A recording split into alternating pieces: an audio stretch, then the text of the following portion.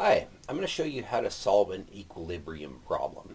So the physical situation that I'm going to analyze is a person halfway up a ladder that is at rest at an angle of 62 degrees above horizontal. So we need the goal here is to calculate all of the forces on the ladder and the person. And I'm going to treat the ladder and person as a single entity. We're going to say the person is halfway up the ladder, so the center of mass of both of them is in the same location, just to keep this problem fairly simple.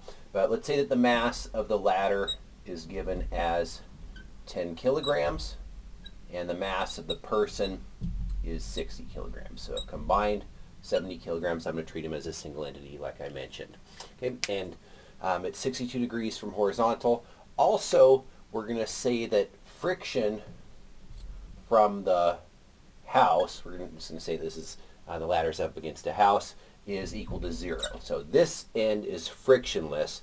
This end is not going to be frictionless. Okay, so we'll start by thinking about free body diagram and forces as we usually do, and we're trying to calculate forces, but this is actually going to be a torque problem as well. Forces alone aren't going to be able to solve this problem, so I'm going to draw my forces on the picture itself. When you're dealing with forces alone, you can do a separate free body diagram and it's fine. When you're dealing with torques, probably best to draw the forces on the drawing. Okay, so we would have a normal force coming out here from the house, pushing to the left, and then we would have a weight force down from the earth, and then at this point we would have two forces. We would have a normal force from the ground directed up, and then a static friction from the ground directed to the right. And so we can certainly write down the equations. The total forces have to be 0. So in the x direction, we have total force x components add up to 0. And then we can look at this picture, and there's actually all of the forces are actually exerted on axes, so there's not a lot of complicated trig here to deal with in terms of the force equations.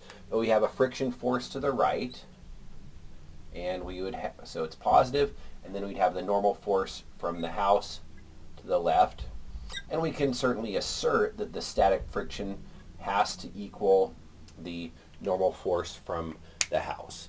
But that's unsolvable. I don't have a way to calculate that. In the y direction, we do have we can calculate a bunch of things. We can calculate the weight force just straight up. I can just use the formula mg in order to calculate the weight force. So I'm going to do that.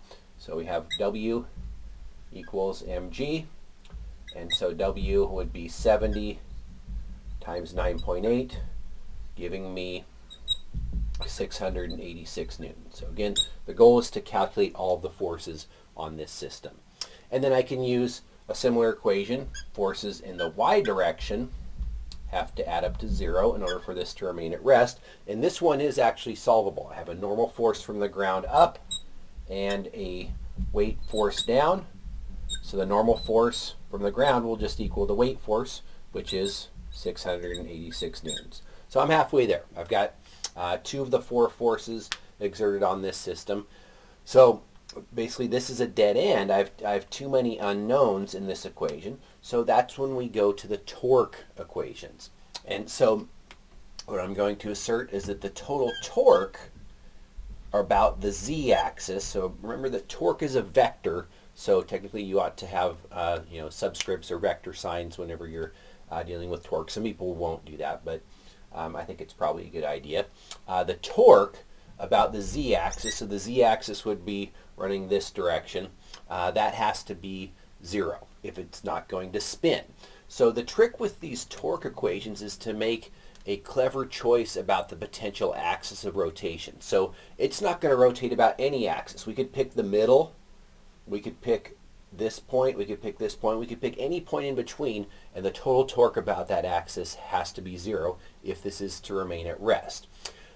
What you should do, though, is to keep the math as easy as possible. You typically will pick the location of one or more of the forces. So let's look at this diagram here. I have two forces at this at the bottom of the ladder, the friction force and the normal force from the ground. So if I pick that as my potential axis of rotation, then I can eliminate two of these forces from the torque equation. The only forces exerting torque would be the weight force and the normal force from the house. So that's what I'm going to do. I'm doing the torque about the z-axis for this particular potential axis of rotation. Okay, so I'd be torque for the weight force about the z-axis plus torque for the normal force from the house about the z-axis, and then plus 0 because the distance is 0. I'm going to leave that off. Okay, so I'm going to do a separate calculation or think about each of these torques individually, and then we'll plug them back into that equation. So torque from the weight force about the z-axis will be distance times force times sine of the angle between the r vector and the force vector. So we have, well, I'll just write the general formula, RF sine phi. Okay, so that's definition of torque. And so then make it specific to this situation. Well, I'm going to call L the length of this ladder, and the person and the center of mass of the ladder are halfway up the ladder. So the distance from the pivot point to where the force is exerted will be the length of the ladder divided by 2. And the force would just be the weight force. And then sine of phi. Okay, and I'm going to do phi subscript w to indicate the this particular torque. So that's the hard part when calculating torques, is how do you determine the angle between the r vector and the force vector. Well, the r vector points up to the right, okay, and the weight force points down. So maybe as an aside, we draw our r vector this way, and then I draw my weight force vector this way. And so the angle between them, going from r to the weight force, would be 62 degrees plus 90, so giving me 152 degrees. But notice that I'm going clockwise from r to f, so it would be minus 152 degrees for that. Okay, I'm just going to leave it symbolic for now, but we do know at least w and phi. We'll worry about L later. Okay, and then I do the same thing with the torque from the normal force from the wall about the z-axis, and same formula, RF sine phi, using the definition. And so R would be the distance from the pivot point, potential pivot point, to the location where the force is exerted. So that's the full length of the ladder, so it would be L. And then the force that's exerted is N sub H. Okay, we don't know what that is. That's what we're trying to find here. And then sine phi of the normal force. And again, draw the force vector, draw the r vector. So the r vector points up to the right, just like it did for the weight force. And the normal force points to the left. And so the angle here, so r is, this angle here is known to be 62 degrees. And so I do 62 subtracted from 180, giving me 128 degrees. Okay, sorry, 118 degrees. Okay, so that's the angle as measured counterclockwise from R to the force in question.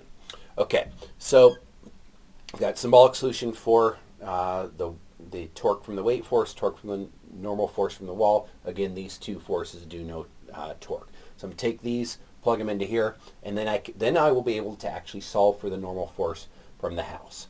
So I have torque, taking this formula here, substituting in for that, and I have L over 2 times weight sine of angle between its force vector and its r vector, and then I have L times n times sine of its angle. Okay, and that has to equal 0. And then I'm going to do the algebra a few steps at once. but normal force from the house. Okay, this is solvable. Everything, well, L is unknown, but L is going to disappear. So I can divide by L on both sides. That goes away. So we didn't actually need to know the length of the ladder to solve this problem. So L disappears, and my symbolic solution will be this, minus W sine phi over twice sine phi for the normal force. And I'm running out of space here, so I'm just going to give you the answer. When I plug in the numbers, I get an answer of 645 newtons. Okay, and so I'm 3/4 of the way there. I've got three of the four forces. I've got the weight force. I've got the normal force from the ground. I've got the normal force from the house. And so now I can just use the X equation to solve for the static friction force. So I just substitute in what I found here, 645 newtons. Now, of course, I haven't proven that static friction is, the coefficient of friction is sufficient to hold this in place. So, but that would be a question for a different time. Okay, so we'll leave it at that. So, thanks for watching. I'll see you next time.